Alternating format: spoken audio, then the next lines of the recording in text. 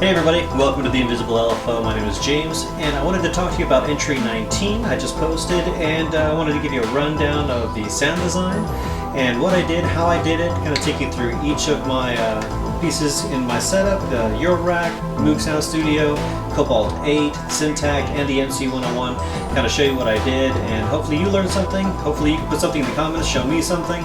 I'm always willing to learn, and yeah, let's get started. Alright, so the first thing I want to do is take you through the sound on the Eurorack. Really not too much going on the Eurorack. Really just using it for effects, some modulation, and some triggers, and I have the good old tambourine going on through the bitbox. So if you see here, just have this tambourine set up here.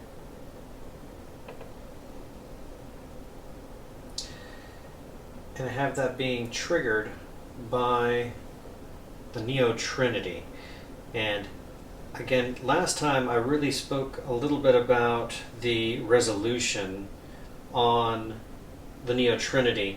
And what I mean by that is the speed of the clock and the length of the sequencer. So you really have to make sure that you get the speed of the clock, the length of the sequencer just right in order to get the number of hits you want in that sequence. For this, I had to have the clock going twice as fast as I thought I would, and I had to have 64 steps in order to fill those specific steps that I wanted. Now, I mentioned in the video in entry 13 that I just got the Monsoon, or Clouds, if you're more familiar with Clouds. This is a clone of Clouds, and it has the Parasites firmware in it. I haven't really got to play with it too much. Really just using it the first time, kind of looking at a couple tutorials online, kind of getting the feel for what it is and how it works. So really just kind of using it in that way. So with that,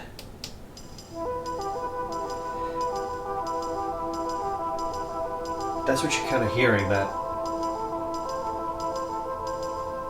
sound, that very, I guess it's just reverb, right? Almost just reverb, but I do have a little bit of the density coming up here, just a little bit of the size of the grains here. I didn't have it too much. I didn't want to get too crazy with monsoons or clouds right off the gate, so I wanted to make sure that it was just a little bit, just to get my feet wet. Something else I was doing here on the Nautilus is I've got the DFAM going through the Nautilus. And again, I mentioned last time about character. It's all about character, all about that uniqueness. Because you can have it very dry. And it's good. It's good. DFAM is good. DFAM does a great job at doing what it does. But sometimes you just give that little kick.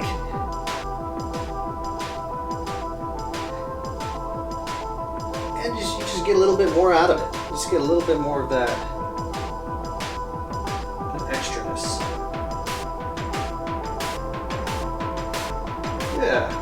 Yeah, great stuff, great stuff.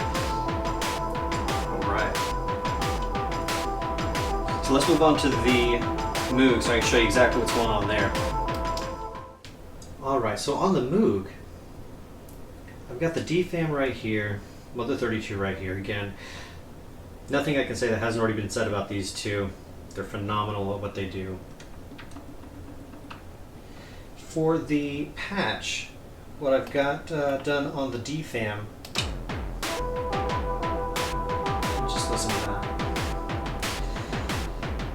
I pulled this patch off of the Moog library online on YouTube. I'll see if I can put that in the description here, but if you haven't had a chance to look at that Moog library, definitely do it. There's a lot of good examples of what you can do on both of these, the DFAM, Mother 32, and plenty of others.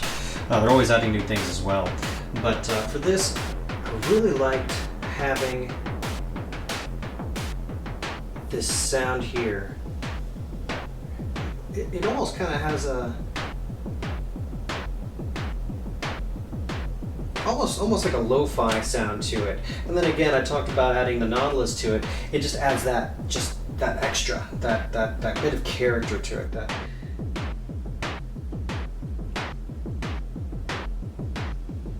See, I'm turning up the feedback.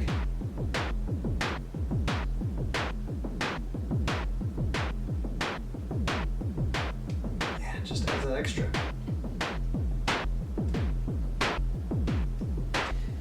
So yeah, DFAM actually took care of most of the drums on this track. I think I supplemented a little bit on the MC-101, and I'll show you that in a little bit. But really, most of the drums coming from the DFAM here. And then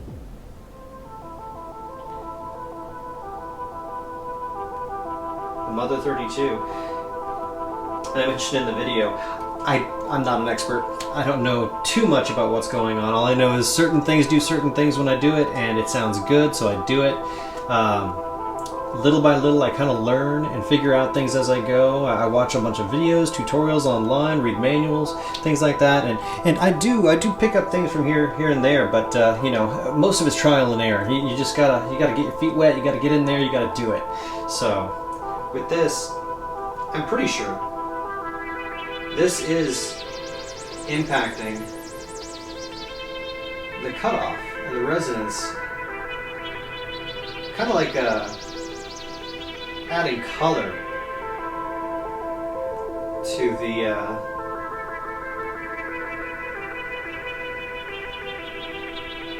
control filter here, the filter,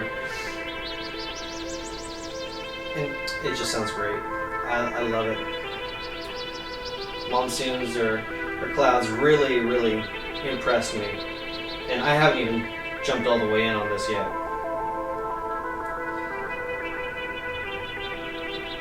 Yeah, real simple patch here, and not too much patching going on here, really just little bits. Keeping a long decay, more of like a medium attack. I did play around with having a short attack.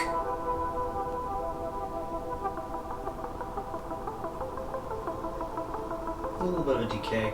I did like that stabby sound. Really like this. This is good. So yeah. Alright. Let's go ahead and move over to the Cobalt. Alright, so for the Cobalt,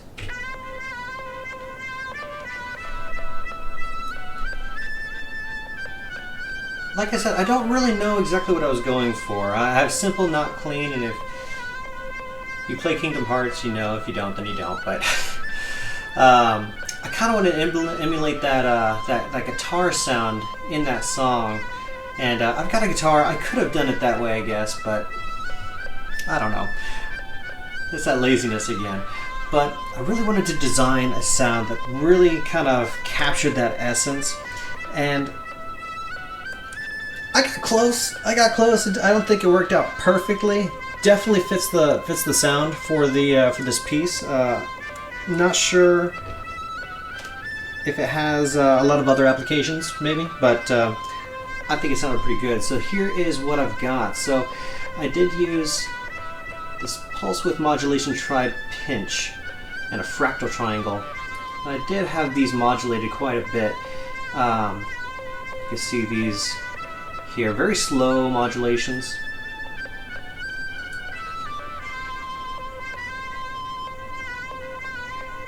And I make sure to have the vintage up. I always like having that vintage up. It really giving that wobbly noise, wobbly sound to it. I think for the final piece, I did leave this at 0 sustain. For the effects here, I do have a stereo delay going on. It's not too pronounced here. The mono drive here is really what is kind of putting this sound where it needs to be. Of course, I did have to mess with the EQ a little bit, but again, it's just got a good sound to it.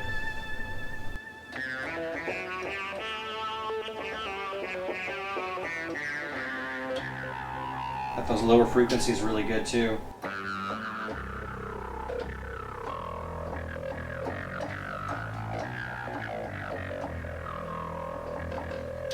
Also those higher frequencies looks really nice.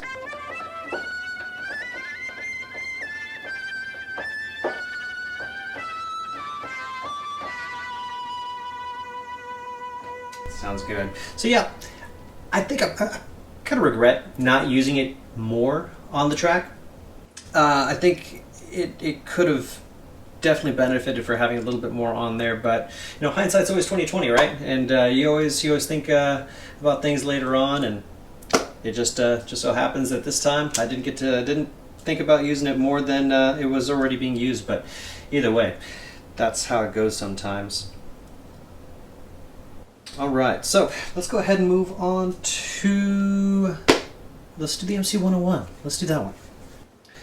All right, so for the MC-101, I love those presets, those luscious pads, those great drums. I always think about getting those drums and really sampling them, putting them into the bitbox, because they're just so good. They really transform a track and make it sound like professional.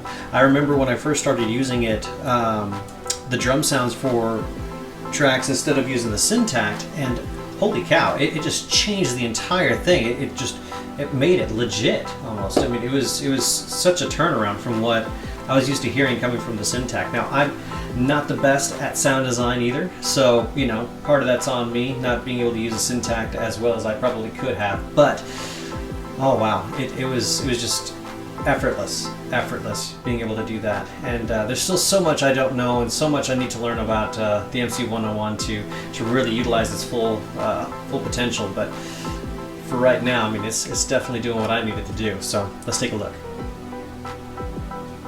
So track one.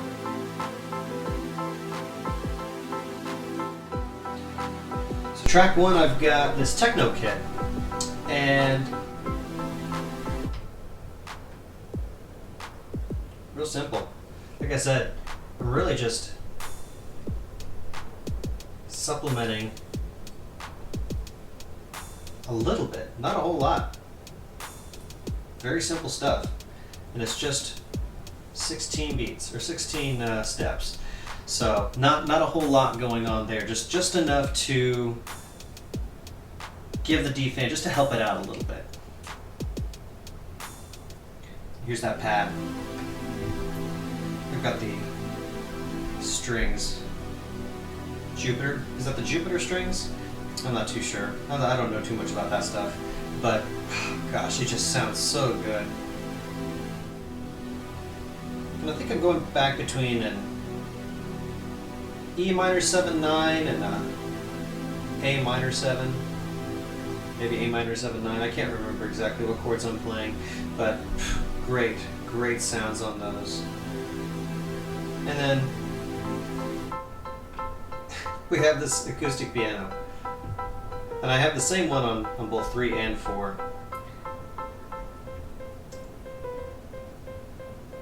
Real simple stuff. Really just kind of giving it that rhythm. Added a lot of the reverb on that.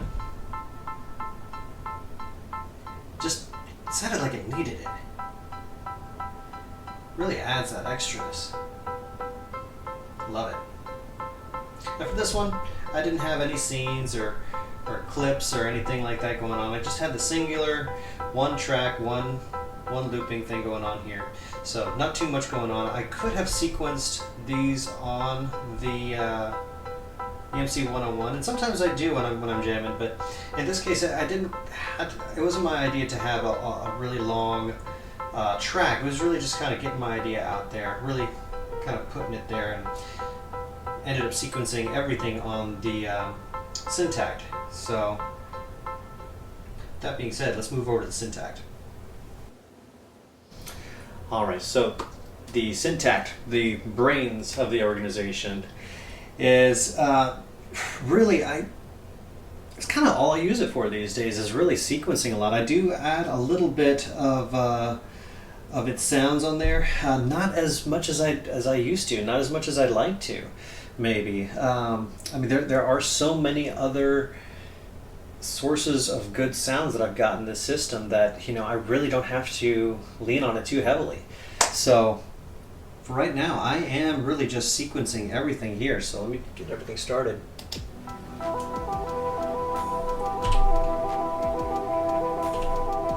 So right now I don't have anything going.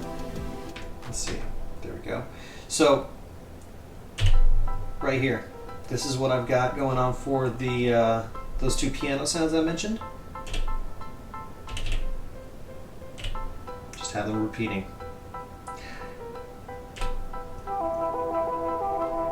That's going to be the Mother 32 right there.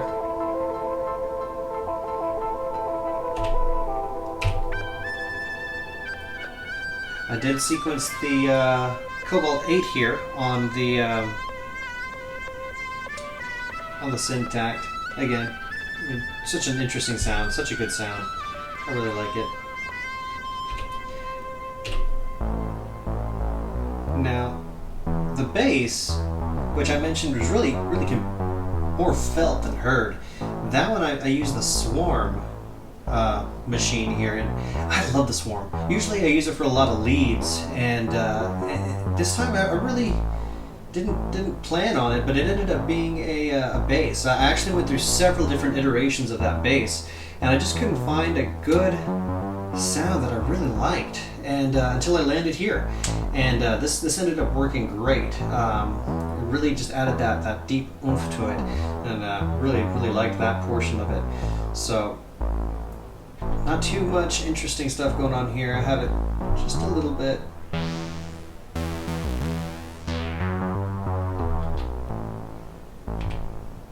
Not too much going on there, no effects, no LFOs, just a straight sound. Now this sound here, this I had some fun with. The dual VCO. I don't think there's too much that I've changed here on the actual machine for it, but I did end up modulating the filter. See, not too much going on in the amplitude here. Here's where it all happens. So I do have it panned square wave, so it kind of goes back and forth between the stereo field here. Of course, you want to make sure that you know you have that up just a little bit. You don't want it too much, or in my opinion, it kind of gets annoying. I don't know. It's kind of burden on the ears. So you really just want just a little bit. And then on the second one, I have this ramp going for that filter, and that's how you get that kind of moving sound that it's almost traveling in your ears, and great sound. I love it when your ears kind of are taking you places. Your ears are the mode of transportation, so I really like that. And then the only other thing on here that I have done is this noise. So I did use this machine here, did kind of change up the way it looks a little bit. Not too much here, gave it a little bit of reverb. I'm not sure how much that actually changed anything, but most of the action's happening here in the LFO section. So I do have the low pass filter being modulated real slowly, the sine wave real slow, and then I have the speed being modulated very slowly but randomly. So it gives you that almost like you're at the ocean, that kind of always shifting, always changing wind sound. So again, just adds that bit of ambiance to the track. And you know, most tracks don't need it. I wanted to do it for this one. I thought it would be an interesting thing to do here, and yeah, it ended up working all right. So yeah, anyways, that's the breakdown of everything. If I didn't go over something that you wanted to hear about, please let me know. I am more than happy to read you out in the comments, or maybe make another video. I don't know. I don't know how these things are going to go. I'm just kind of doing it and seeing how it all works out. But you may notice from the video things are a little bit different. I did change things up the way I have on my desk, made it a little bit more aesthetically pleasing for myself. The workflow itself, I'd say, isn't that much better. In fact, I'd say it's a little worse. We probably are all on the hunt for that holy grail of workflow. And I got to tell you, workflow is going to be the biggest factor in wanting to get into like playing your instruments, getting started. Because if you have a hard time getting started, you're not going to want to play. You're not going to want to do things. So I think I saw a video where they said if it takes more than 20 seconds to turn on all your gear and really start playing, you're not going to do it. So that was a big thing. I made sure I could reach everything, get everything started real quick. One problem I'm having right now is I have to run over here to get to my Euro rack and my Moog. I have to run all the way over here to get to my sequencer and the MC-101 and the keyboards. And I say run, but it's really like 2 feet away. But really, that much movement is a hindrance. It is a deterrent for being able to play and perform. If I want to mute something on the Euro rack and on the MC-101, I can't do it. At least not the way I have it set up right now. So, again, we're all on the hunt for this magical workflow that is going to be perfect. And I don't think anyone's going to ever find it. And if they do, please let me know, because I'd love to see it. But that's kind of what I'm working with. I may rearrange things again, see how it goes. But for right now, I'm kind of digging the way this looks, and it does feel all right. It works for the time being. So anyways, I hope you enjoyed this video, and I hope you enjoy me kind of breaking everything down. And again, if you want to hear something different, or if you have any feedback, please leave it in the comments. And again, my name is James. This is the Invisible LFO. Take care.